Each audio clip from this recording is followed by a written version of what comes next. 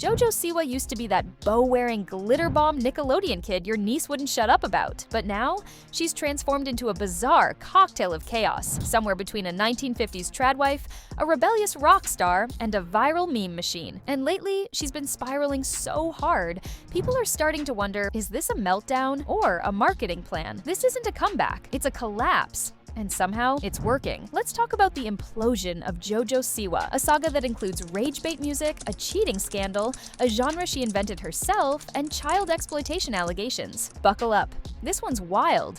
And hey, hit subscribe, because what we're about to unpack might actually break your brain. Jojo kicked off her latest rebrand by going full Trad-wfie, bow gone, hair curled tighter than her PR team's stress knots, wearing pearls and dressing like she just finished baking banana bread for the church potluck.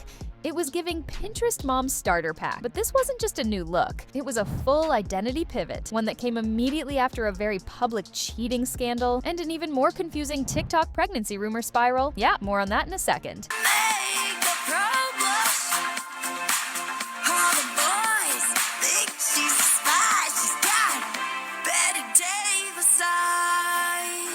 Then she did what every child star does during an identity crisis: drop music no one asked for. Her cover of Bette Davis Eyes sounded like a haunted Furby dying in a tunnel. TikTok roasted it so hard, someone commented that it sounded like an anti-smoking PSA, and that comment got more likes than her video.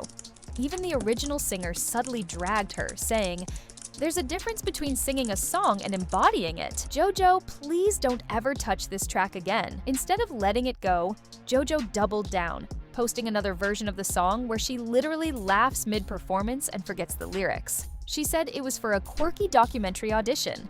We say it was a cry for help in auto-tune. At this point, she's not releasing music. She's running a social experiment. I wanted to start a new genre of music, and they said, "What do you mean?" And I said, "Well, it's called gay pop." Songs like Applause by Lady Gaga. It's the On My Own Miley Cyrus, Can't Be Tamed Miley Cyrus, Karma. It's that world of music. Somewhere in this glitter-coated downfall, Jojo also claimed to have invented an entirely new genre of music: G-pop, short for gay pop.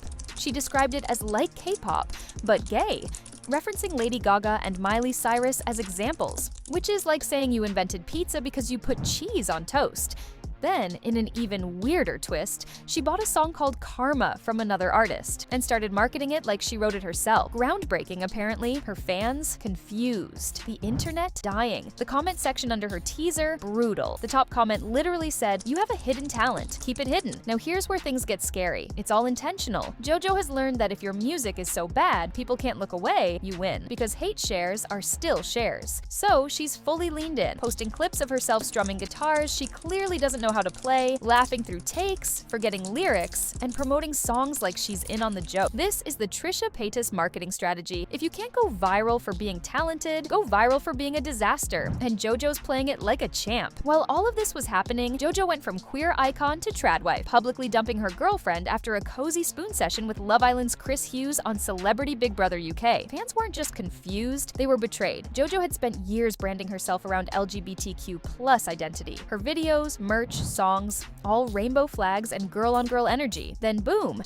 she's dating a man, ditching the label, and blaming community pressure for ever calling herself a lesbian. For the record, people change. Sexuality is fluid. No one cares if she dates a man, but people do care when you leverage an identity for clout, then discard it when it no longer trends. Just when you thought this couldn't get worse, Rolling Stone dropped a bomb. Her girl group, XOMG Pop, which she created with her mom, is now facing serious allegations, including overworking minors, making injured girls dance, and emotionally manipulating kids for on-camera drama. Rolling Stone came out with an article today about XOMG Pop, which is Jojo Siwa's girl group. In this article, she talks about how she had to go through grueling rehearsals even after having a spinal cord surgery just a few weeks before. And they also didn't get paid very well. Her and her mother alleged that Jesselyn, Jojo's mom, was very controlling and very mean to the girls, and that Jojo at times could be really nasty as well. They would also put them in situations that would make them cry on camera for extra drama on Siwa's Dance Pop Revolution. One girl claims she was forced to rehearse shortly after spinal surgery.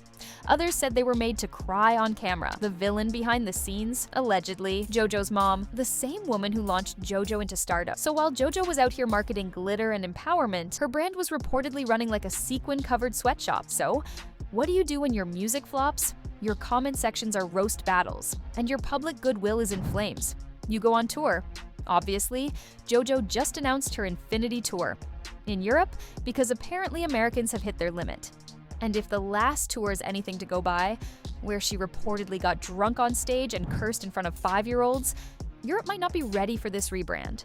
The visuals? Imagine if Lisa Frank and Hot Topic had a baby during a rave. That baby would still have better vocals. That's the real question. Is she the Nickelodeon kid with bows and glitter? The edgy queer icon? The self-declared gay pop pioneer? Christian Trad-wife coloring golf balls? A punk rock troll living off hate comments? Right now, Jojo feels like an algorithm with legs, shape-shifting based on what'll trend next. One week she's reinventing pop. The next, she's crying on TikTok about community pressure. Now she's promoting garbage music by pretending she knows it's garbage. The scariest part? It's working. She's trending again. Her streams are up. So yeah, this isn't just a rebrand, it's a full-blown identity speedrun. And Jojo's not crashing by accident. She's cashing in on chaos, feeding the algorithm one cringe clip at a time. Maybe it's genius. Maybe it's just sad. Either way, we're all still watching. And that's exactly the point. If you made it this far, drop a like, leave a comment, and hit subscribe. Because something tells me this saga isn't over. Not even close.